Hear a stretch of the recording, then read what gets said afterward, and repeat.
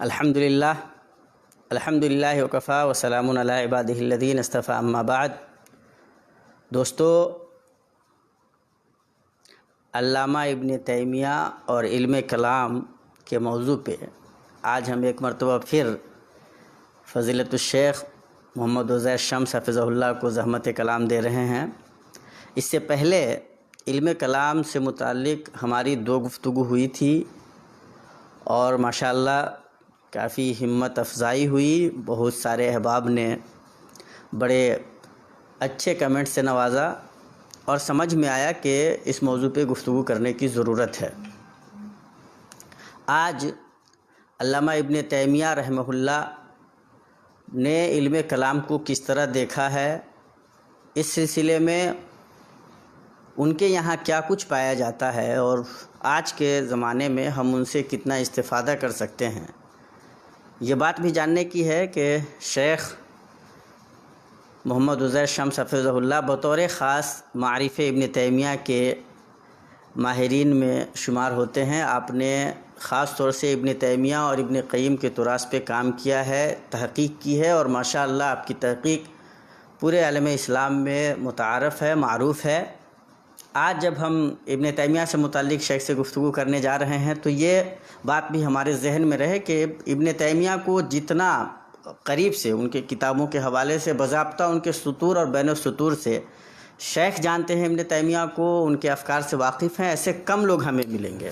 تو آج جب ہم یہ گفتگو کرنے جا رہے ہیں شیخ، اور اس سے پہلے یہ کوئی دعویٰ نہیں ہے، یہ ایک مطلب اعتراف ہے، اظہار ہے، اور ظاہر ہے کہ شیخ کا تواضع معروف ہے، شیخ بہت تواضع سے کام لیتے ہیں اور انسان کو ہونا بھی چاہیے، ہمیں بھی سیکھنے کا موقع ملتا ہے۔ تو شیخ، ہم جب ابن تیمیہ رحمہ اللہ کے بارے میں بات کرتے ہیں تو عام طور پہ یہ تصور کام کرتا ہے کہ انہوں نے علوم جو اسلامیہ ہے، جو کتاب و سنت کے نصوص ہیں، اس کی طرف امت کو لوٹانے کا کام کیا۔ یہ جو احیاء ہے ان کے یہاں، جو تجدید ہے، وہ اس سے منسلک ہے، اور عام طور پہ یہی ذہن ہے کہ جیسے ہی ابن تیمیہ کا نام آتا ہے تو لوگ ٹھیٹ اسلام کی طرف مطلب ذہن لے کر کے جاتے ہیں۔ لیکن ہم یہ دیکھتے ہیں کہ ابن تیمیہ ٹھیٹ اسلام کی طرف دعوت بھی دیتے ہیں، قرآن و سنت کو محور بناتے ہیں، لیکن ان کے یہاں مطلب ان مباحث پہ بھی گفتگو ہے، مضبوط گفتگو ہے، جن کا ڈائریکٹ تعلق علم کلام سے ہے یا عقل سے ہے۔ تو مطلب جب یہ بات آتی ہے تو آپ ابن تیمیہ کو کس طرح سے دیکھتے ہیں؟ دیکھیے، میں ابن تیمیہ کو ظاہر یہ دونوں پہلو ان کے یہاں احیاء بھی ہے، رجوع الی السلف بھی ہے، کتاب و سنت کی تعلیمات کی طرف لوگوں کو بلانا ہر باب میں۔ بلکہ میں آپ کو ایک بات بتاؤں، ان کی ایک کتاب ہے الاستقامہ کے نام سے چھپی ہے، تو اس کے شروع ہی میں آپ پڑھیں گے، پہلی دوسری سطر جو ہے وہ یہ ہے کہ 4 چیزوں کا ذکر کیا ہے، بدعی 4 چیزوں کا: الرأی المحدث، الکلام المحدث، التصوف المحدث، السیاسہ المحدثہ۔ تو کہہ رہے ہیں کہ کچھ لوگ یہ سمجھتے ہیں کہ یہ جو نئے اصول و قواعد ان امور میں بنائے گئے ہیں تو ان کی ضرورت ہے اور انہی پر اعتماد کرنا چاہیے، جیسا کہ اب سلسلہ چل پڑا ہے۔ انہوں نے اس کی تصحیح کے لیے انہوں نے کہا کہ یہ کیسے ہے، اللہ کے رسول صلی اللہ علیہ وسلم پر تو دین مکمل ہو گیا تھا ان کی زندگی میں، تو پھر نیا بدعی طریقہ کوئی اختیار کرنے کی ضرورت نہیں ہے ہر باب میں۔ حتیٰ کہ رأی محدث کا مفہوم انہوں نے یہ لیا ہے کہ نصوص کی طرف رجوع کرنے کے بجائے عقلی قواعد اور اصول بنا کر کے ہم قواعد بنا کر کے اور کسی حکم شرعی سے متعلق منطبق کر دیں اس کو، تو اس کو وہ پسند نہیں کرتے۔ وہ کہتے ہیں کہ پہلے نصوص کو جمع کرو، ان پر غور و فکر کرو، ان سے استنباط کرو۔ یہ طریقہ نہیں کہ معلوم ہوا، جیسے بعض لوگوں نے کہا ہے، ایک امام الحرمین جوینی تھے، 478 میں ان کی وفات ہے، تو انہوں نے یہ کہا کہ اب چونکہ آیات اور احادیث محدود ہیں اور واقعات کا سلسلہ لامتناہی ہے، تو ظاہر ہے لازماً تھوڑا سا وشور و معشار بھی تھوڑا سا صرف نصوص سے مستنبط ہوگا، باقی تو سب قیاسی سے مستنبط ہوگا۔ تو انہوں نے اس پر رد کیا، بلکہ ایک کتاب مستقل لکھی، قاعدۃ فی شمول النصوص للاحکام۔ انہوں نے یہ بتایا کہ جو لوگ یہ سمجھتے ہیں کہ قرآن و حدیث کے نصوص جو ہیں وہ مسائل کے سلسلے میں، احکام کے سلسلے میں کافی نہیں ہیں، تو وہ بہت بڑی غلط فہمی میں ہے۔ تأمل کریں گے، غور و فکر کریں تو بہت سی چیزیں اسی میں ملیں گی، لیکن یہ ان کے تأمل کرنے، غور و فکر کرنے کا طریقہ ہی غلط ہے۔ اس لیے وہ سمجھتے ہیں کہ ساری چیزوں میں ہم اکثریت مسائل میں قیاس کے محتاج۔ اسی طرح سے انہوں نے سیاست شریعہ سے متعلق پوری ایک کتابیں لکھ ڈالی، تو اب نئے اصول و قواعد سیاست و اصول حکمرانی میں نہیں بنانے کی ضرورت ہے، اس کے اصول و قواعد قرآن میں موجود ہیں. کیا بات. اسی طرح سے تصوف محدث، وہ کہتے ہیں زہد اور تصوف کا سلسلہ موجود ہے اس میں قرون اولیٰ میں. اب جو چیزیں سلف سے ثابت ہیں اس کے مطابق تزکیہ نفس ہے، اعمال قلوب ہے، وہ سب کرنا چاہیے، ذکر اذکار وغیرہ، نہ کہ کوئی محدث ہے بدعی طریقہ. تو اسی طرح سے کلام محدث، یعنی علم کلام کے سلسلے میں جو بدعی طریقہ اختیار کیا گیا ہے بعد میں متکلمین و فلاسفہ کے ذریعے، تو وہ یہ کہتے ہیں کہ یہ طریقہ غلط ہے، اس لیے کہ اس میں ایسے اصول و قواعد بیان کیے گئے ہیں اور ایسے بنیادیں مقرر کی گئی ہیں کہ جن پر جو اعتماد کر کے متکلمین نے بہت ہی غلط سلف، بہت سے دور کے مسائل مستنبط کیے اور جن کا اصول الدین سے کوئی تعلق نہیں. اس کا مطلب یہ ہے شیخ کہ ابن تیمیہ سرے سے ابن کلام کو خارج نہیں کرتے ہیں، وہ مطلب اس کی کلام المحدث عبارت دیکھیے، اسی لیے مطلب وہ مطلب تفریق کرتے ہیں کہ وہ کون سا مفید ہے اور کون سا ایسا ہے جو مطلب دخیل ہے اور کس طرح کی عقلی یعنی غور و فکر کی کوشش مناسب ہے اور کس طرح کی نہیں مناسب، اس کی پوری تفصیل بیان ہے. میرے پاس تو سارے اقتباسات. جب وہ یہ کام کر رہے ہیں، یہ بات کہہ رہے ہیں، تو اس کا مطلب ہے کہ ان کے زمانے میں جو علم کلام رائج رہا ہوگا اس پہ ان کی نظر ہوگی، وہ دیکھ رہے ہوں گے. تو اپنے زمانے تک کے جتنے فکری فلسفیانہ متکلمانہ رجحانات، بلکہ اور دوسرے علوم میں بھی، یہ تو ہم آج علم کلام پر گفتگو کر رہے تھے، اس کے جتنے رجحانات تھے، مختلف جتنے فرقے تھے، اس سے مختلف جتنے مباحث کا سلسلہ ہے، وہ سب ان کی نظر میں، سب کو پڑھا تھا انہوں اور دیکھا تھا. بلکہ میں یہی کہنا چاہتا ہوں کہ افسوس کہ ابن تیمیہ کے اس منہج کو نہ لوگوں نے بعد میں سمجھا. بہت کم لوگ ہوں گے جنہوں نے اس کو پیش کیا اور اس کو جانتے ہیں. بلکہ ابھی میں باتیں ایسے بیان کروں گا کہ لوگ حیران رہ جائیں کہ یہ کیا بات ہوئی، ابن تیمیہ کے تعلق سے اس طرح کی بات کیسے کہی جا رہی. ابن تیمیہ، میرے پاس سارے اقتباسات ہیں اس کے، وہ یہ کہتے ہیں کہ یہ جو کلام محدث ہے وہ غلط ہے، اور اسی پر نکیر کی تھی سلف نے. جتنا امام احمد بن حنبل، امام شافعی اور دوسرے سارے سلف سے منقول ہے. تو اس طرح کے اصول و قواعد کہ جس سے مسائل غلط مستنبط ہوتے ہیں، جو بنیادیں ہی غلط ہیں، تو ان کا انکار کرتے ہیں. ان کے مقابلے میں وہ اصول و قواعد کہ جو قرآن سے انہوں نے مستنبط کر کے دکھائے ہیں، کہا کہ اس پر اگر بنیاد رکھی جائے اور اس سے متعلق پھر اس کے بعد قرآن مجید اور نصوص سنت کی روشنی میں اور سلف کے آثار کی روشنی میں ہم عقلی نقلی دلائل دونوں استعمال کرتے ہوئے، بلکہ انہی نقلی دلائل کو بھی وہ عقلی دلائل کہتے ہیں، تو پھر یہ تو مطلوب ہے. اور اس کے سلسلے میں انہوں نے پورا ایک فارمولہ ہے، انشاءاللہ ہم آتے ہیں بتاتے ہیں آپ کو. تو یہ جو تو کہنا یہ ہے کہ اس کو لوگوں نے سمجھا نہیں، اور بہت کم لوگ ہیں کہ جنہوں نے بعض اس پر اشارہ کیا. انہوں نے ایک ٹرکش ایک اسکالر ہے، ایک کتاب چھپی ہے کراچی سے، آکسفورڈ یونیورسٹی پریس سے 2010 میں. دوسرے ایک مقالہ لکھا ہے کہ ابن تیمیہ نے جو عقلی قرآنی منہج بیان کیا ہے عقائد کے سلسلے میں، متکلم پر جو تنقید کی ہے وہ کیا ہے. اب آپ یہاں سعودی عرب کے سارے رسائل جامعہ میں دیکھ جائیے، کہیں ایک مقالہ نہیں ملے گا آپ کو، اس لیے کہ وہ سمجھتے ہی نہیں ہیں علمی کلام سے متعلق جو انہوں نے رد لکھا ہے، جو مناقشہ کیا ہے، جو افکار اور نظریات پیش کیے ہیں، کس طرح سے عقلی استدلال کیا جائے ان مسائل پر. بلکہ ابن تیمیہ نے جو صراحت کی بازیوں پر، اگر وہ سب کہیے تو میں پڑھوں، لیکن یہ کہ پڑھیں گے تو پھر دوسری باتیں رہ جائیں گی. وہ یہ کہنا چاہتے ہیں کہ علم کلام کی مخالفت میں جو سلف نے جو چیزیں کہی ہیں، اس سے یہ استدلال کرتے ہوئے بعد کے لوگوں نے جتنے اہل الحدیث، اصحاب الحدیث، اصحاب الاثر تھے، وہ بالکل ہی عقلی منہج اور کلامی منہج، یعنی عقلی منہج ہی کے سرے سے خلاف ہو گیا. طرز استدلال ہی عقلی نہیں ہونا چاہیے، صرف نصوص پیش کر دو، آیات پیش کر دو، حدیثیں پیش کر دو، ختم. اور بعض جو سلف سے دوسری تیسری صدی ہجری کے لوگ ہیں، ان سے یہ چیزیں سمجھ میں بھی آتی. لیکن انہوں نے یہ کہا کہ یہ جو ہے یہ روش بھی بالکل درست نہیں ہے کہ اس طرح جو بعض لوگوں نے سمجھ لیا. چنانچہ بالکل ہی سرے سے نظر عقلی اور اس کے قائل ہی نہیں رہے.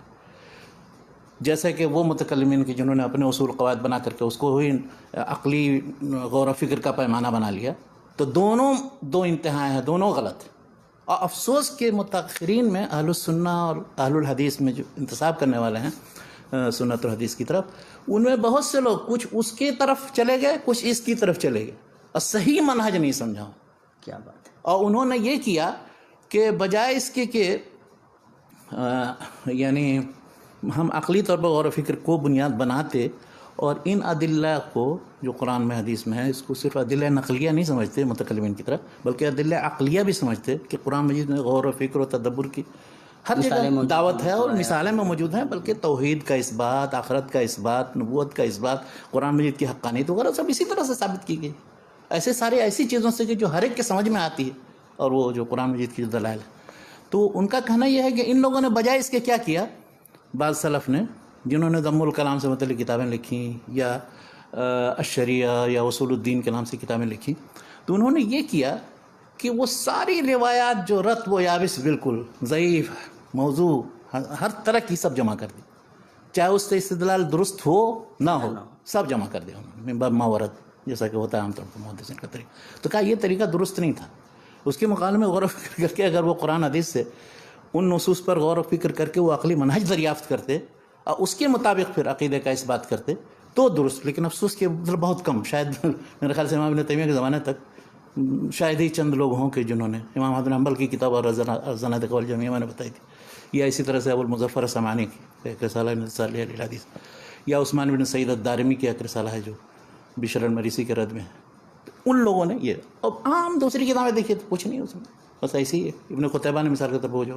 تاویل مختلف الحدیث میں یا اور دوسری کتابوں میں انہوں نے وہ منہج اختیار کیا، تو ان کا کہنا یہ ہے کہ یہ منہج جو ہے مخالف اہل سنت نہیں ہے، بلکہ اس کو کچھ لوگوں نے استعمال کیا بھی ہے، اور ہم اگر مزید غور و فکر کریں قرآن مجید میں تو اس سے اور مزید چیزیں کشید کر سکتے ہیں اور استنباط کر سکتے ہیں، اور ان متکلمین پر رد کر سکتے ہیں جنہوں نے غلط اصول عقائد بنا کر کے اور پورا ڈھانچہ جو ہے عقائد کا تبدیل کر دیا۔ کیا بات ہے۔ تو افسوس یہ ہے کہ مطلب یہ منہج سمجھا ہی نہیں جاتا، ابن تیمیہ کو سمجھتے ہی نہیں، بلکہ ایک ہمارے دوست ہیں عادل الحمدان صاحب یہاں جنہوں نے عقائد کے رسائل جمع کیے، تو انہوں نے کتاب لکھی الاحتجاج بالاحادیث والاثار السلفیہ علی اثبات الصفات۔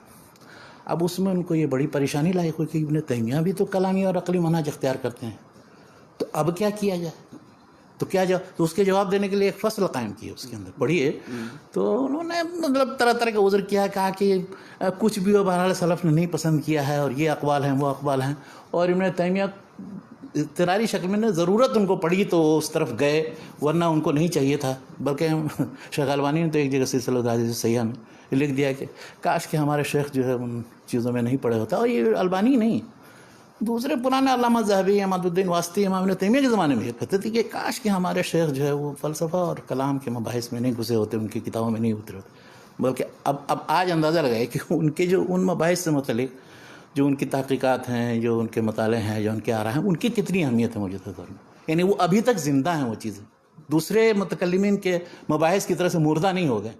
تو اس لیے کہنا یہ ہے کہ اب ہر شخص اپنے اپنے تخصص میں ہوتا ہے، ظاہر ہے دوسری چیزوں کو نہیں پسند کرتا ہے، لیکن یہ بھی نہیں سوچنا چاہیے کہ نہیں۔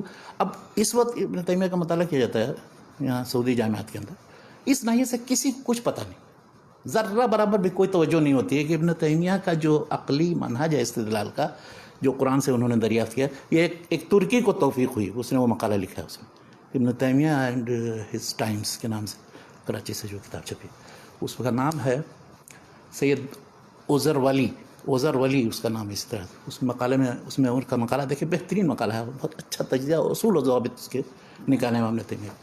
تو بہرحال کہنا یہ ہے کہ اس موضوع پر توجہ دینے کی ضرورت ہے، اور اہل الحدیث کا منہج صرف یہ سمجھا جائے کہ وہ صرف نقل بس پیش کر دیتے تھے اور کچھ نہیں، تو اب وہ اگر منہج یہ آج کے دور میں اختیار کریں گے تو کہیں کامیاب نہیں ہوں گے دعوت میں۔ ضروری ہے کہ وہ اصول و قواعد، میں نہیں کہتا ہوں کہ وہ کلام جو مردہ اور بیکار قسم کے مباحث پر مشتمل ہے، غور و فکر کریں قرآن کی روشنی میں، عقل سلیم کی روشنی میں، اس کے بعد پھر آئیں اور ان شبہات و شکوک کا جواب دیں۔ تو اگر آپ نہیں کریں گے، اگر ابن تیمیہ نے یہی کیا تھا، جتنے ان کے زمانے کے تھے فرقے یا جو گروہ تھے اور کلامی مباحث جن کے اہمیت، چاہے وہ عیسائیوں کے ہوں جو صحیح رحمت اللہ ہوں، شیعوں کے ہیں تو منہاج السنہ کے اندر انہوں نے رد کیا، متکلمین کے ہیں تو وہ ابن رازی کی کتاب ہی کو پورا ریفیوٹ کیا، بیان تلبیس الجہمی، جتنے متکلمین ہیں ان کی سارے اصول و قواعد پر پورا سمجھیے خط تنظیم در و تارز القول نقل منطق کے اوپر رد کیا، تو اسی طرح سے کسی فرقے کو انہوں نے نہیں چھوڑا، یعنی جنہوں نے بھی کوئی عقلی اشتغال کیا تھا۔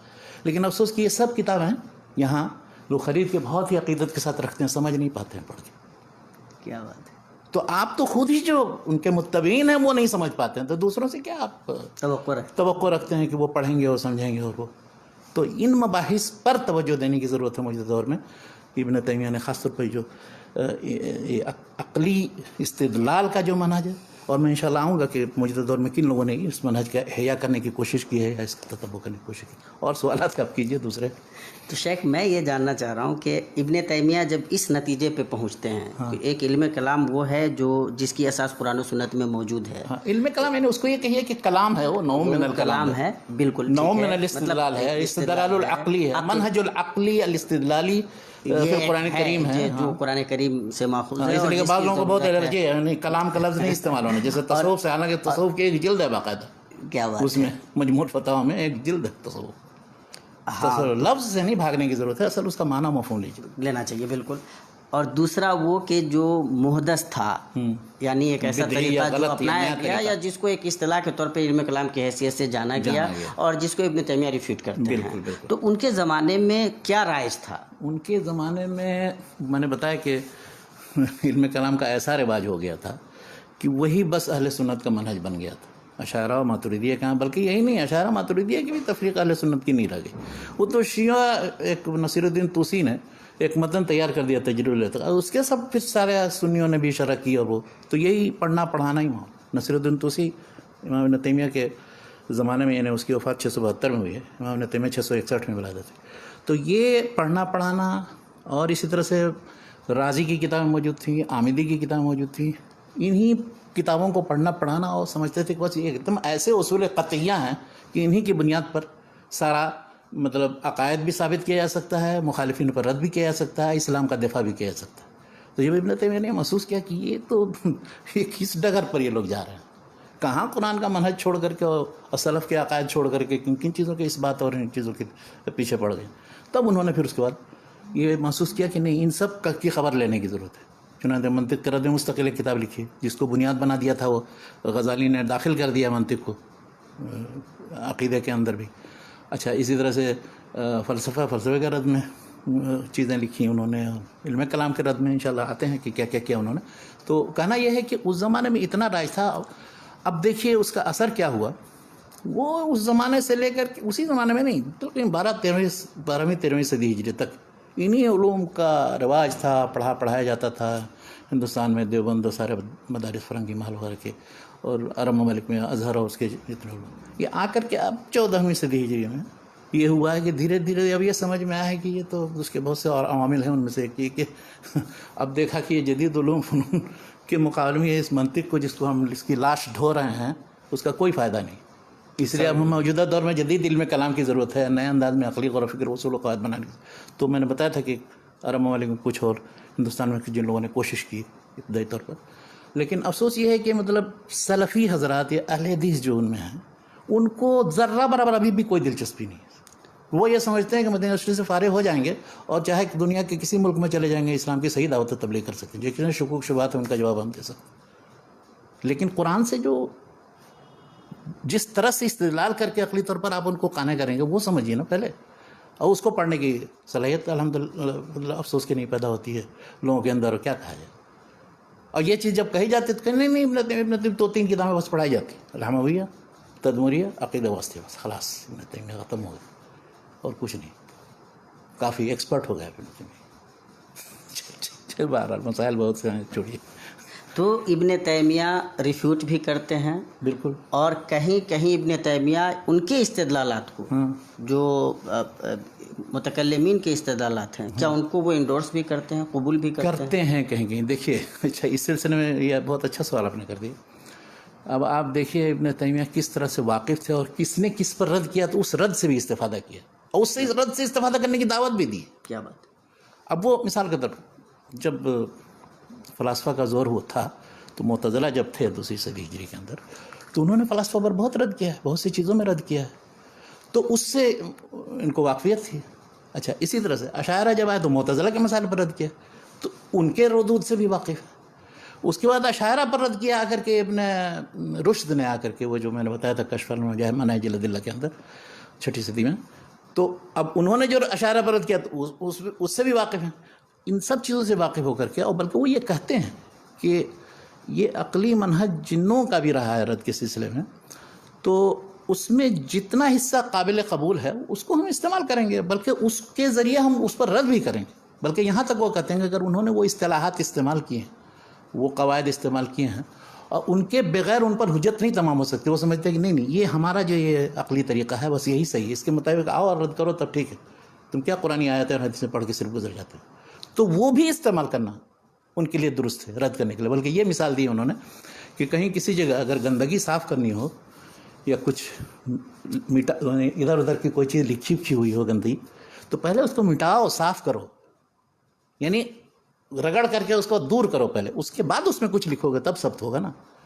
تو اس لیے اس منہج سے استفادہ اس حد تک کرنا چاہیے اور کرنا ہے، اور کم از کم مجموعی طور پر مطلب ہے کہ اس سے واقفیت، اس کے کیا اصول و بنیاد ہیں، کتنی کمزور بنیادیں ہیں، کس حد تک قرآن مجید کے اس سے ٹکراتی ہیں نہیں ٹکراتی، ان سب کی واقفیت اسی وقت ہوگی جو آپ پڑھیں گے نا۔ کیا بات۔ تو اس کا مطلب یہ ہے شیخ کہ سلف کا جو نظریہ رہا ہے جب وہ متکلمین کو یا علم کلام کو رد کرتے ہیں تو اس کا بھی انہوں نے کوئی مفہوم متعین کیا ہوگا ابن تیمیہ رحمۃ اللہ علیہ؟ انہوں نے یہ کہا کہ یہ کلام جو جس سے لوگ بچتے تھے وہ بدعی کلام یا طریقہ کلام جو محدث کلام ہے اس کو پسند نہیں کرتے تھے، لیکن یہ نہیں اس کا مطلب ہے کہ سلف میں کوئی بھی عقلی استدلال کا منہج نہیں اختیار کرتا تھا، اور اس کی سب سے بڑی مثال امام احمد بن حنبل ہے۔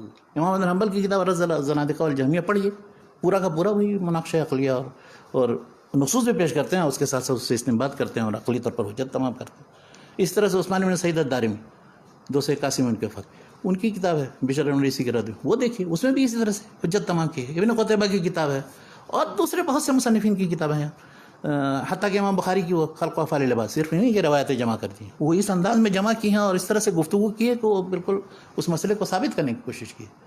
تو امام ابن تیمیہ کہنا یہ ہے کہ ایک طرف تو کچھ لوگ ایسے تھے صرف جو روایتیں جمع کرتے تھے، دوسری طرف بہت سے ایسے بھی تھے کہ جنہوں نے عقلی استدلال سے کام لیتے ہوئے اور حق بات ثابت کیا، اہل سنت کی طرف سے دفاع کا کام کیا۔ تو سب کو ایک لاٹھی سے نہیں ہانک دیجیے اور کہیے کہ سب ہی ایک دم بالکل علم کلام بدعی یا کلام محدث، اسی لیے وہ لفظ استعمال کرتے ہیں علم کلام محدث کا، تو اس سے ایسا۔ اور بہت سے نصوص میرے پاس ہیں، اگر انشاءاللہ اس پر ایک مقالہ لکھوں گا تو لوگوں کو سمجھ میں آئے گا۔ بہت اچھا انشاءاللہ، ورنہ یہاں ابھی پڑھوں گا تو مشکل ہے۔ ہاں، تو جب ایک عام طور پہ اس سے جڑا ہوا مسئلہ بار بار پریشان کرتا ہے کہ عقل و نقل میں اگر مطلب موافقت نہیں ہو، تعارض کی شکل پیدا ہو جائے، تو ابن تیمیہ کس طرح سے اس کو دیکھتے ہیں؟ اگر وہ عقلی استدلال کو بھی قبول کرتے ہیں یا مانتے ہیں، پھر وہ مطلب وہ جو فرق ہے متکلمین کے درمیان کہ کیا محدث ہے اور کیا درست ہے، اس کو بھی وہ ذہن میں رکھتے ہیں، اور یہ جو نقل اور عقل وہ اس مطلب اس اصطلاح کو قبول بھی کرتے ہیں اگر، تو پھر وہ کیسے مطلب تطبیق کی کیا صورت نکالتے ہیں، کس طرح سے کتاب وہ پوری در و تعارض العقل والنقل جو ہے اسی پر مبنی۔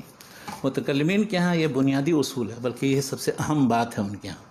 بلکہ رازی کی جو کتاب ہے اساس التقدیس ہے، تاسیس التقدیس کے نام سے، اسی کے رد میں ان کا بنیادی اصول یہ ہے کہ عقل اور نقل کے درمیان اگر تعارض ہو تو اب 4 صورتوں میں سے کوئی صورت ہوگی۔ پہلی صورت یہ ہے کہ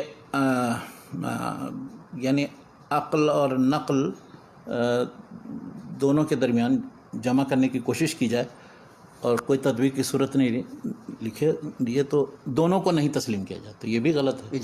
تساقط، اس لیے کہ ارتفاع نقیض۔ اچھا، دونوں کو تسلیم کر لیا جائے یہ بھی ممکن نہیں، اس لیے کہ آپس میں تناقض ہے۔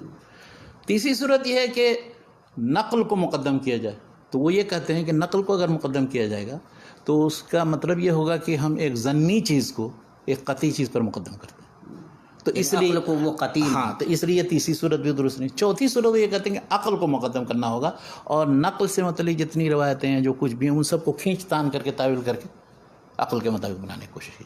یہ ان کا بنیادی اصول ہے۔ اب ابن تیمیہ کس طرح سے اس کی گفتگو کرتے ہیں؟ وہ یہ کہتے ہیں کہ اگر عقل صحیح ہے اور نقل صحیح ہے تو ان دونوں کے درمیان کبھی تعارض ممکن ہی نہیں، کیا بات، ہو ہی نہیں سکتا۔ کوئی ایسا نہیں، آپ یا تو لائیں تو یا تو روایت درست نہیں ہوگی اور عقل صحیح ہے تو، اور یا پھر اگر روایت صحیح ہے تو عقل ہی سلیم، عقل سے جو آپ سمجھ رہے ہیں تو وہ عقل سلیم نہیں ہے جو اس کو۔ اچھا، دوسری چیز وہ یہ کہتے ہیں کہ اصل تعارض جو ہے 2 قطعی کے درمیان نہیں ہو سکتا ہے، چاہے وہ نقل ہو یا عقل ہو، ایک قطعی ہو اور دوسرا ظنی ہو تب تعارض ہو سکتا ہے۔ یا تو وہ یہ دلیل کی اس طرح سے تقسیم کرتے ہیں، وہ یہ کہتے ہیں کہ دلیل ہے، اب دلیل جو ہے 2 شکل ہے، یا تو ایک بدعی طریقہ محدث اور دوسرا ہے کہ شرعی طریقہ۔ اب شرعی میں پھر 2 قسم ہیں، عقلی اور نقلی۔ تو شرعی میں جو دونوں عقلی اور نقلی ہیں وہ دونوں متطابق ہوں گے، یہ نہیں ہے کہ مخالف ہوں گے ایک دوسرے کے. کیا بات. مخالفت صرف اسی صورت میں ہوگی جب ان دونوں میں سے کوئی ایک گڑبڑ. تو وہ یہ کہتے ہیں کہ اب یہ جو شرعی اور عقلی ہے ان میں قطعی کے درمیان تعارض نہیں ہو سکتا.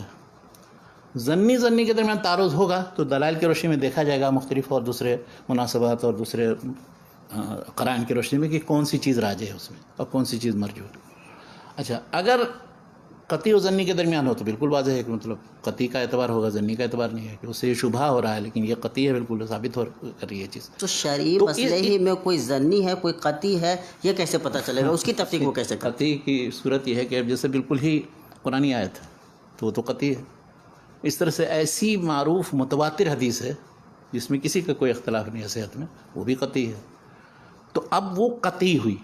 ظنی کا مطلب یہ ہوا کہ ایسی بعض روایتیں ایسی ہیں یا کہ کچھ صحیح ہیں، کچھ ضعیف ہیں، کچھ حسن ہیں، بعض مجمع طرق سے سمجھ میں آتی ہیں کہ ہاں یہ حسن ہوتی ہیں، تو ایسی صورت اس کو ظنی کہا جائے گا. یعنی اس کے مقابلے میں اگر عقل قطعی ہو تو اس کے مقابلے میں ممکن ہے کوئی روایت ضعیف ہو یا جس کو تعدد طرق سے ہم حسن کرنے کی کوشش کر رہے ہیں تو وہ اس کو حسن مان رہے ہیں، جبکہ عقل سے یہ سمجھ میں آ رہا ہے کہ نہیں ایسا نہیں ہے. اچھا، ایسے اس کی بہت مثالیں ہیں. ابن قیم کی ایک کتاب آپ پڑھیں گے اگر، المنار المنیف فی الصحیح والضعیف، تو کہتے ہیں کہ بہت سی چیزیں بالکل واضح طور پر عقلی طور پر سمجھ میں آ جاتی ہے کہ لیکن یہ کون سمجھے گا؟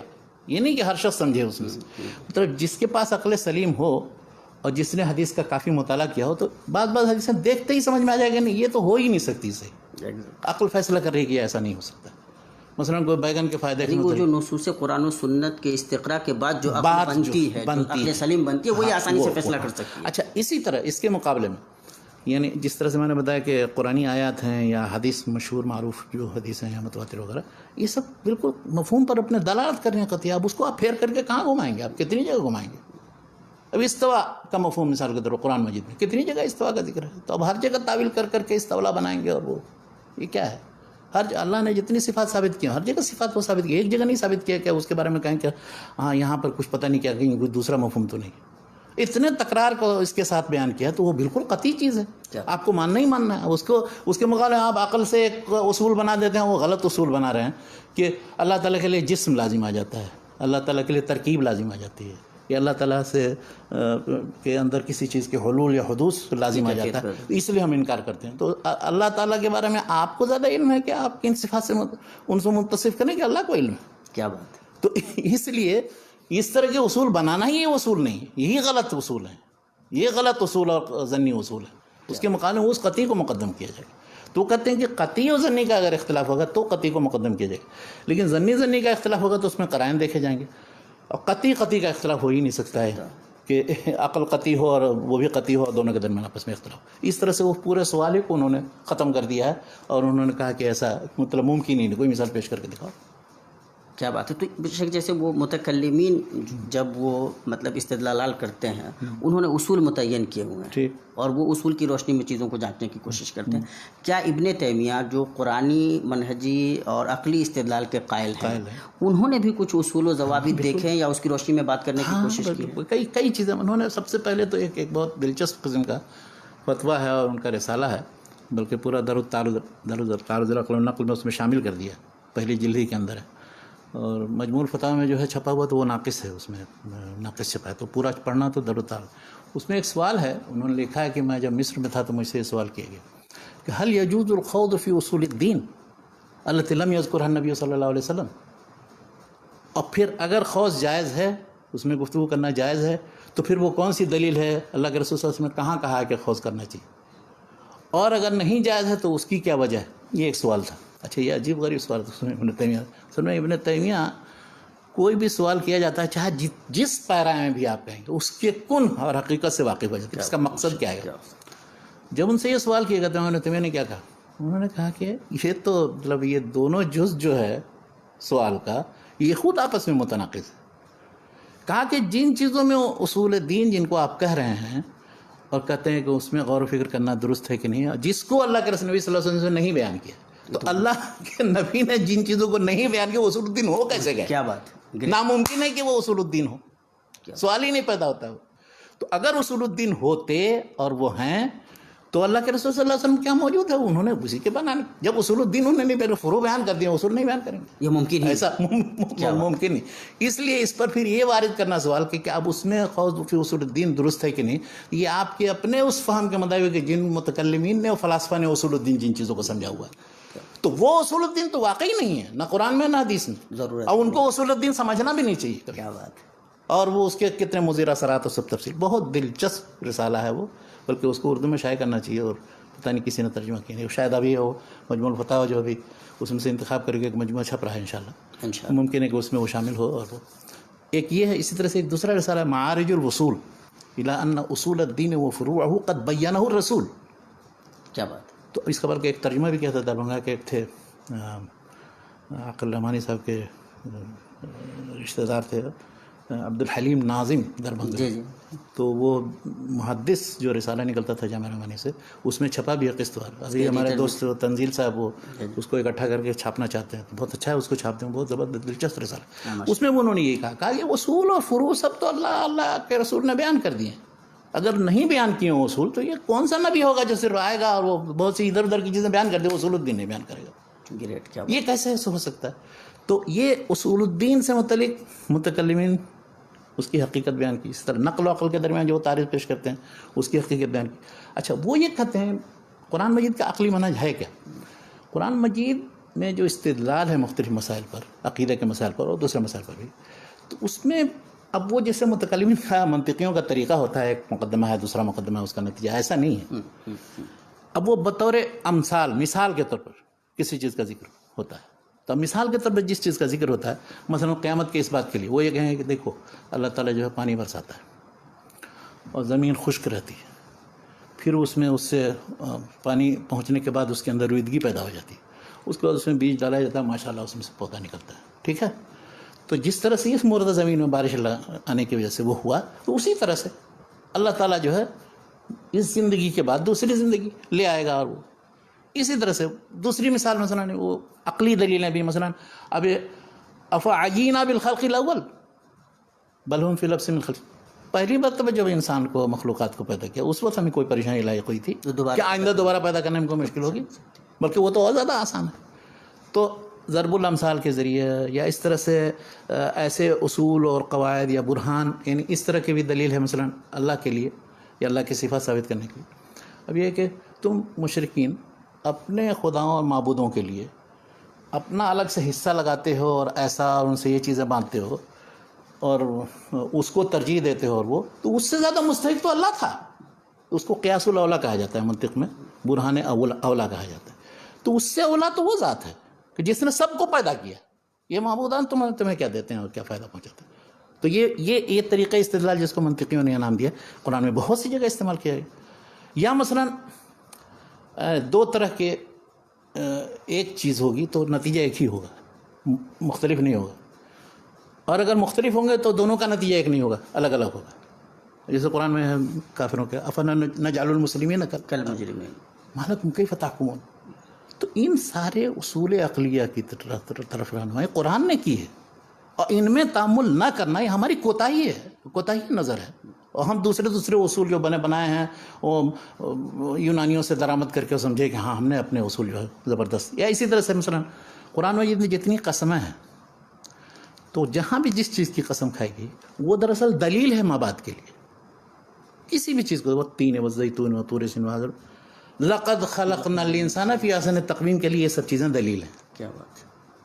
اسی طرح سے جہاں بھی دیکھیے گا کہیں بھی قسم ہے تو وہ مقسم بھی یا جس چیز کے لیے بعد میں ذکر ہے. اور اسی طرح حتیٰ کہ وہ جو برہان جس کو کہتے ہیں منطقی لوگ, یعنی وہ بالکل قطعی دلیل ایسی جو قیاس سے ثابت ہوتی ہے, تو اس طرح کے قیاس بھی موجود ہیں, بس وہ طریقہ نہیں اختیار کیا گیا اس میں.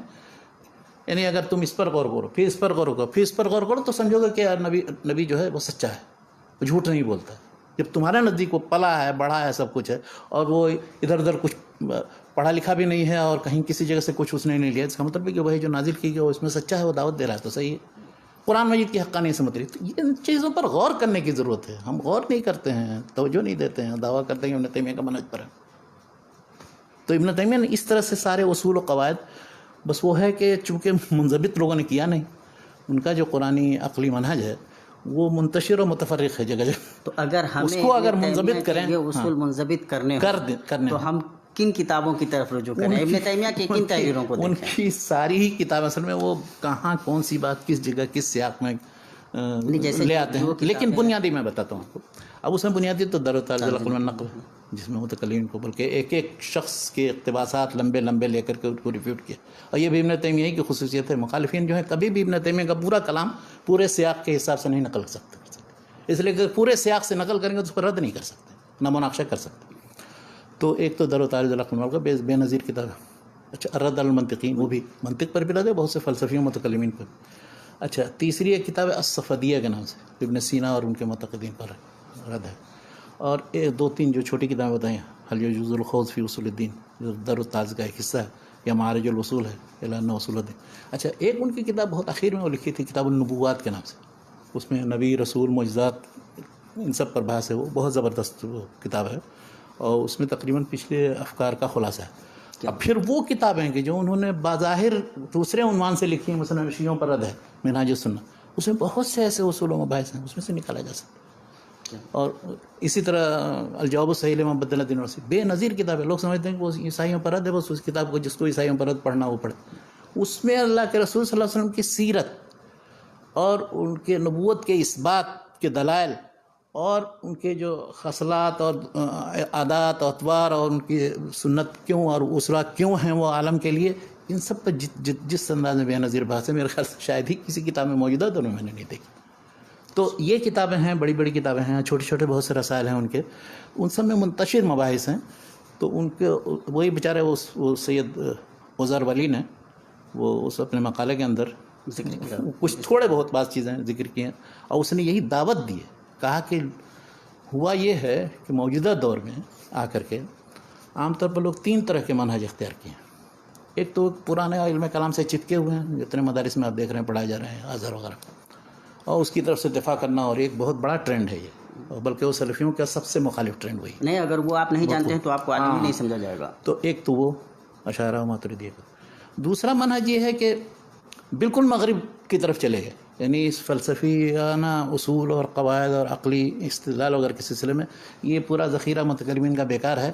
عقلی منہج جو وہاں سے درآمد کیا، یعنی پہلے لوگوں نے یونان سے درآمد کیا تھا، اور اب جا کر کے یورپ سے درآمد کر رہے ہیں. یہ جو مطلب تطبیقی مطلب جو سائنٹیفک مطلب یا اس طرح کے جو جیسے جو بھی معذرت خواہانہ طریقہ اختیار کرتے ہیں، جیسے محمد عبدو ہوئے وہاں، یا سید احمد خان ہوئے، یا وہ جتنے ابھی موجودہ دور کے ریشنلسٹ تجدد پسند ہیں جو اسلام کی طرف سے دفاع کا بھی دعویٰ کرتے ہیں، تو وہ دفاع وہ اس انداز میں کرنا چاہتے ہیں کہ مغرب کے اصول و ضوابط اور قواعد کے مطابق ہے کہ نہیں.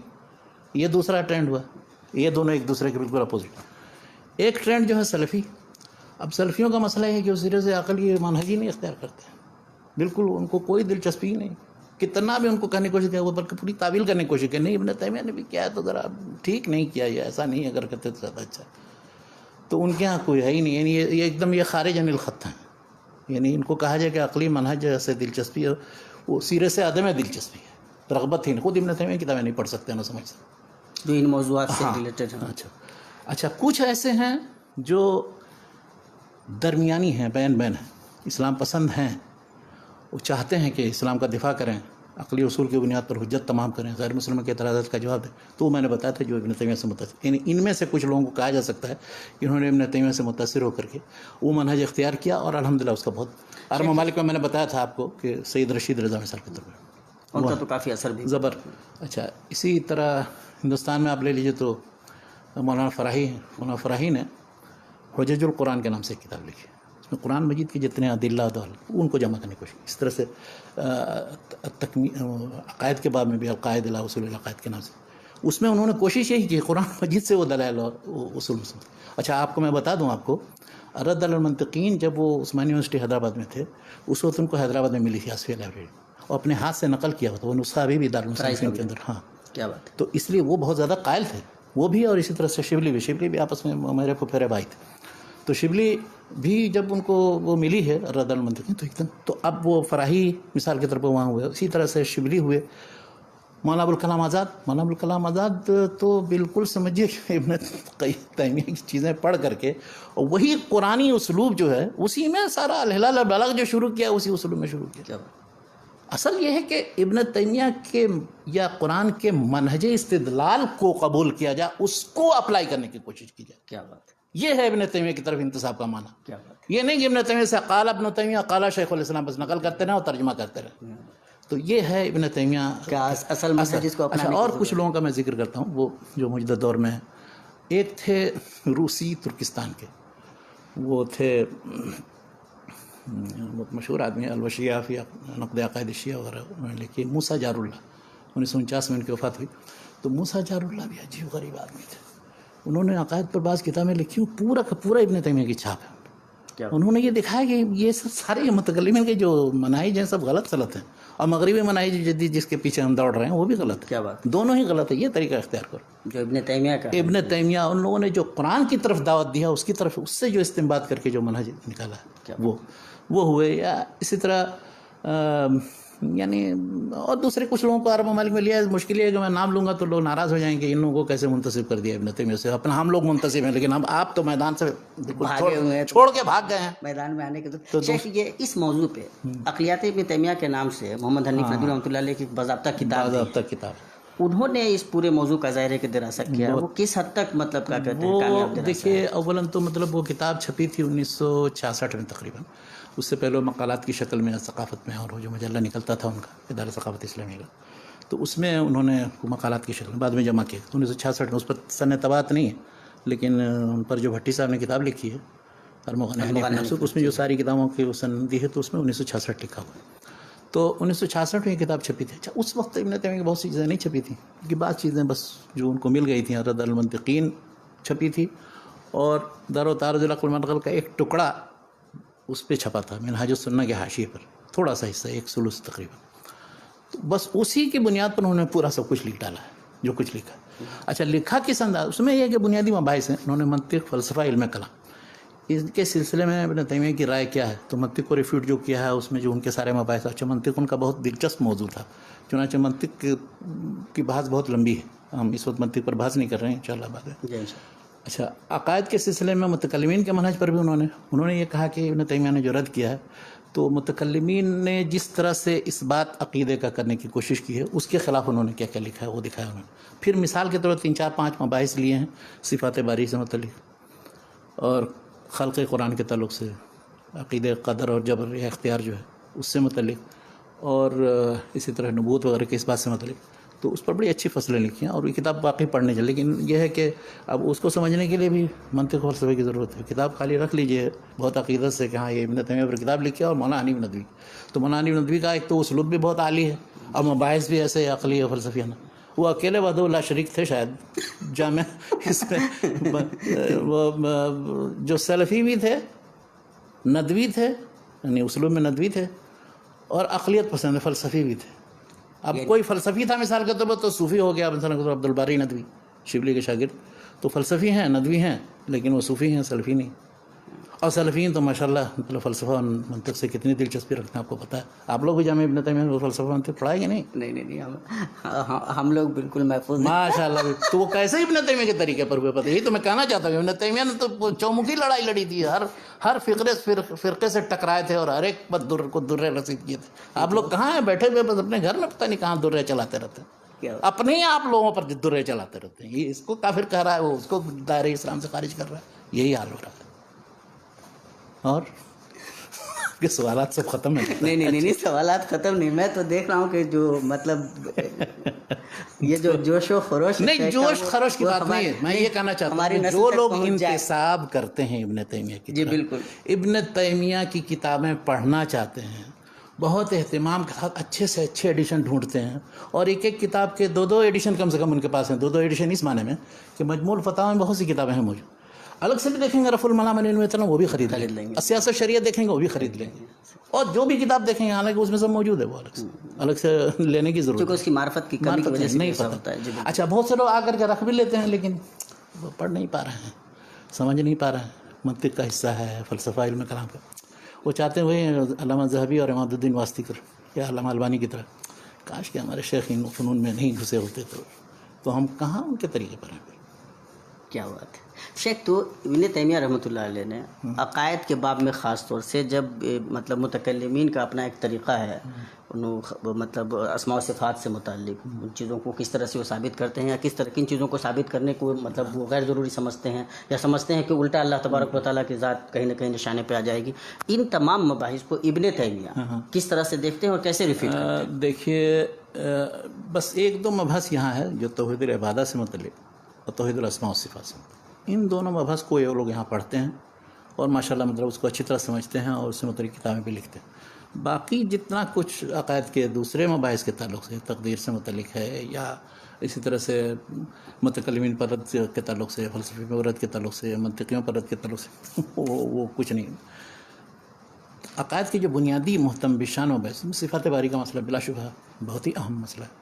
تو توحید الاسماء و صفات سے متعلق امام ابن تیمیہ نے یہ کیا ہے متکلمین پر رد کرتے ہوئے کہ متکلمین نے خاص طور پر جو منتسب الی السنہ اشاعرہ و ماتریدیہ انہوں نے ایسے اصول و قواعد بنا لیے. انہوں نے کہا کہ اللہ وہ بھی یعنی اللہ کے بارے میں جو گفتگو کریں گے تو عقلی بنیادوں پر کریں گے، اس لیے کہ ان کے سلف جو ہے معتزلہ اور فلسفیوں نے سمجھا دیا ہے کہ بغیر عقل کے تو اللہ تعالیٰ کو ثابت ہم نہیں کر سکتے اور اللہ کی صفات بھی نہیں ثابت کر سکتے. تو معتزلہ نے چونکہ ساری صفات کا انکار کر دیا تھا تو اشاعرہ نے یہ کیا، سلف کے یہاں سب صفاتیں ثابت ہیں، اشاعرہ نے یہ کہا کہ نہیں ایسی چند صفتیں ثابت کرنی ہوں گی کہ جن کے بغیر اللہ کی ذات کا وجود ہے. چنانچہ 7 صفات ذاتی ہے ثابت کی، ٹھیک ہے. اب باقی سب کی تعویل کر کے یا توجیہ کر کے کسی طرح سے انہیں کی طرف گھمانے کی کوشش. ماتریدیہ نے یہ کیا کہ 7 صفتوں کے ساتھ ساتھ ایک صفت تکوین کا بھی اضافہ کیا، تو ان کے یہاں 8 صفت، لیکن ہے سارا تقریباً اسی طرح کا، ان میں اختلاف چند چیزوں میں تفصیل میں بس. ابن تیمیہ جب آئے تو انہوں نے یہ کیا کہ یہ جو صفات ہیں جتنی بھی اس کے سلسلے میں 2 اصول بنایا. انہوں نے یہ کہا کہ اللہ تعالیٰ کی ذات و صفات سے متعلق بحث سے متعلق یہ تدمریہ جو لکھی ہے وہ زبردست کتاب ہے، اس لیے ہر جگہ پڑھائی جاتی ہے، اگرچہ وہ آدھی سمجھ میں آتی ہے آدھی نہیں سمجھ میں آتی ہے لوگوں کو، اس لیے کہ بہت سے منطقی فلسفی اصطلاحات استعمال کی. انہوں نے یہ کہا کہ الکلام فی الذات کالکلام فی الصفات، الکلام فی الصفات کالکلام فی الذات، ٹھیک ہے. یعنی صفات سے متعلق گفتگو جس طرح سے ہم جس حد تک جس مقدار میں کرتے ہیں کر سکتے ہیں اتنا ہی کر سکتے ہیں جتنا الکلام فی الذات. تو اب اس کا مطلب یہ ہوا کہ جس طرح سے ہم ذات کے سلسلے میں اللہ کی ذات کے سلسلے میں ہم عقلی گھوڑا دوڑا کر کے کچھ نہ کچھ تصور نہیں کر سکتے ہیں، تو اسی طرح سے صفات کے بارے میں ہم عقلی گھوڑا دوڑا کر کے نہیں کچھ کر سکتے. کیا بات ہے. اچھا دوسری طرح اسی طرح سے دوسرا اصول انہوں نے بتایا کہ بعض صفات یا ایک چند صفات سے متعلق گفتگو جو ہے وہ اسی طرح ہوگی جیسے دوسری صفات سے متعلق گفتگو. یعنی اگر ایک صفت آپ ثابت کرتے ہیں اور قرآن میں موجود ہے یا حدیث میں موجود ہے تو دوسری صفت بھی آپ کو لازماً ثابت کرنی پڑے گی. متکلمین کے اصولوں کو کہ وہ نہیں صفات ذاتیہ تو ہم ثابت کریں گے، صفات افعال نہیں ثابت کریں گے یا اس کی تعویل کریں گے، تو وہ منہج نہیں. اور وہ اس پر بہت لمبا لکھا، بہت رد کیا. انہوں نے کہا کہ آپ کے ہاں عقلی طور پر کہاں سارے جتنے فرقے ہیں متفق. فلاسفہ کہتے ہیں کہ سرے سے اللہ تعالیٰ کی ذات مجرد ذات ہے، کسی طرح کی کوئی صفت کوئی چیز جو ہے اس سے وہ اگر تصور بھی کرو تو وہ ترکیب لازم آ جائے گی. وہ تو متکلمین، اس کے بعد معتزلہ آئے، معتزلہ نے بھی کہا کہ انہیں صفات اب سمیع تو ہے، ہم سمیع کہیں گے ان کو، لیکن سمیع بلا سمع، بصیر بلا بصر، علیم بلا علم. ایسے ہی ہے، کشاف پڑھیا اس کی زمخشری. یہ اشاعرہ آئے تو اشاعرہ نے صفات ذاتیہ ثابت کیا. وہ انہوں نے کہا کہ آپ کہاں تک یہ کس طرح کے اصول بنائیں گے. کوئی تو کہتا ہے کہ صفت ہی سرے سے نہیں ثابت کرنا چاہیے، کوئی کہتا ہے کہ ثابت تو کرو، صفت نام ہی نام صرف ثابت کرو، مانا اس کا کچھ نہیں. کوئی کہتا ہے کہ نہیں اتنی صفتیں ثابت کرو.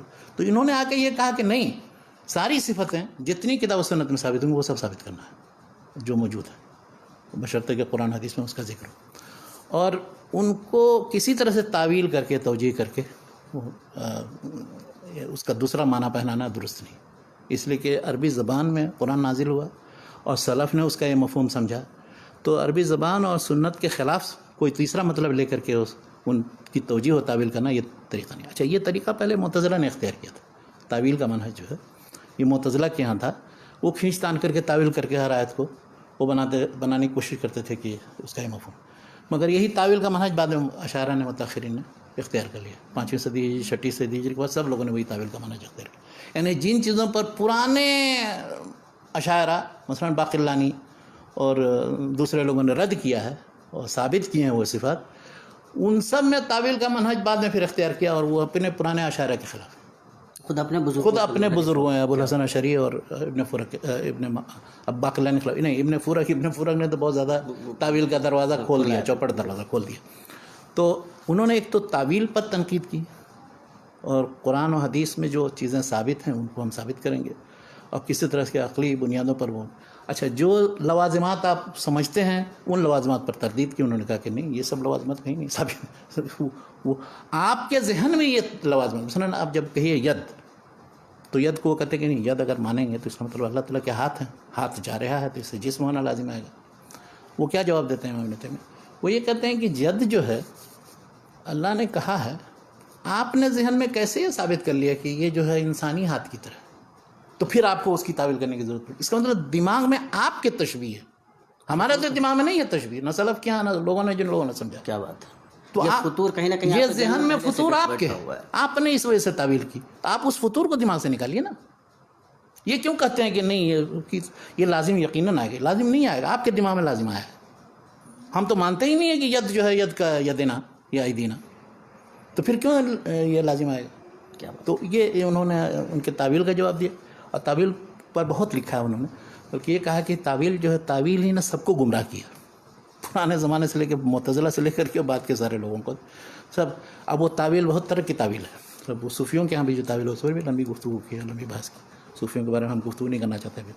تو ایک تو یہ صفات کے سلسلے میں یہ انہوں نے اس انداز میں ان کو بتایا کہ یہ صفات ثابت ہیں، اور صفات جو دوسرے صفات کے مشابہ نہیں ہیں. اور قرآن کی ہمیشہ وہ آیت کوٹ کرتے ہیں، لیس کمثلہ شیء وہو السمیع البصیر. اسی آیت میں لیس کمثلہ شیء ہے، اسی میں آخر میں وہ سمیع البصیر، یعنی سمیع بصیر ہے، لیکن اس طرح نہیں جیسے دوسرے انسان اور دوسرے لوگ سننے اور دیکھنے والے ہوتے ہیں. تو اس آیت سے اور دوسرے انہوں نے یہ تو صفات کا مسئلہ. اور اگر کوئی مسئلہ اگر کہیے تو اس سے شیخ، چونکہ ہم لوگ اب آپ کوئی خاص باتیں آپ کی جو ہم امام تیمیہ رحمۃ اللہ علیہ کا یہ جو قرآنی استدلالی عقلی منہج ہے وہ اپنی جگہ پہ ہے. انہوں نے متکلمین پہ رد بھی کیا اور دکھلایا کہ اصل آئینہ کیا ہے اور قرآن و سنت سے کس طرح استدلال کیا جانا چاہیے. اور بہت سارے لوگوں نے اپنانے کی بھی کوشش کی. آپ رشید رضا مصری کو پیش کر رہے تھے.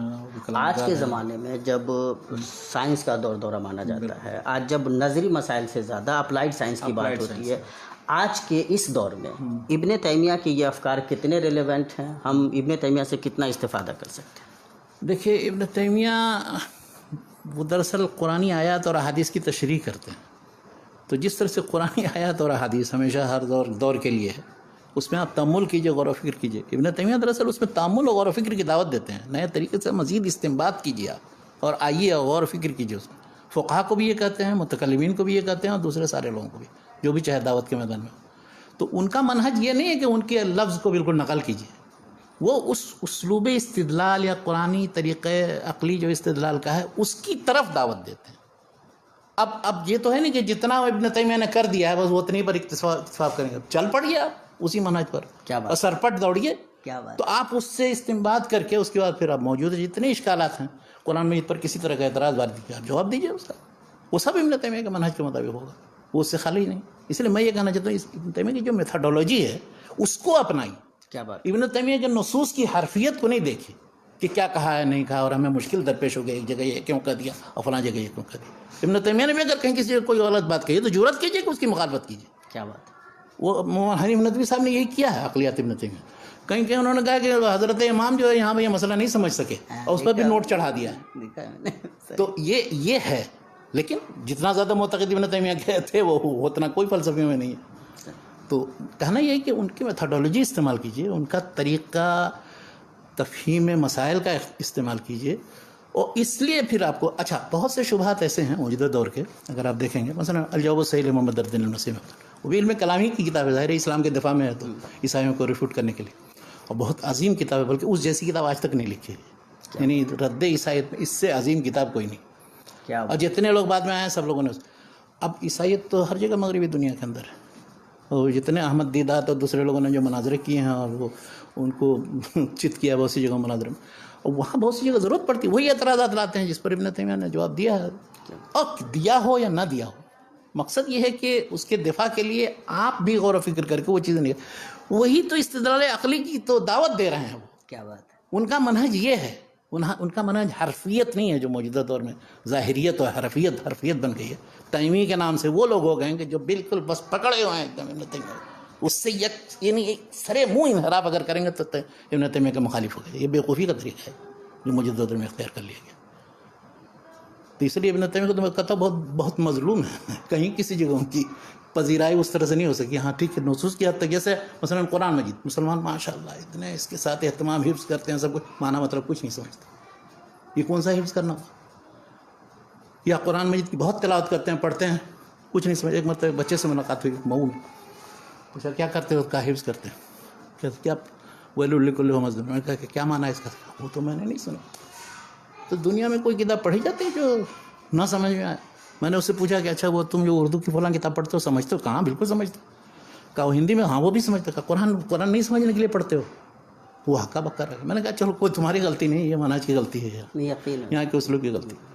تو اسی طرح سے ابن تیمیہ ہو یا کوئی بھی بڑے سے بڑا مفکر ہے، اس کو پڑھنے کا مطلب یہ نہیں ہے کہ اس کے سارے افکار سے آپ متفق ہیں اور بالکل حرفیت جو کچھ انہوں نے لگ دیا بس سرے مول اور اس کی طرف سے دفاع کے لیے آستین چڑھائیں گے. یہ کون سی بات ہوئی؟ اگر غلط کہا ہے تو غلط ہے، چھوڑ دیجیے اس کو، ایک کنارے ڈال دیجیے. بہت سی جگہ غلطیاں کی ہیں انہوں نے، صرف کے مسائل میں، دوسرے بعض مسائل میں ابن تیمیہ نے عجیب غلطیاں کی.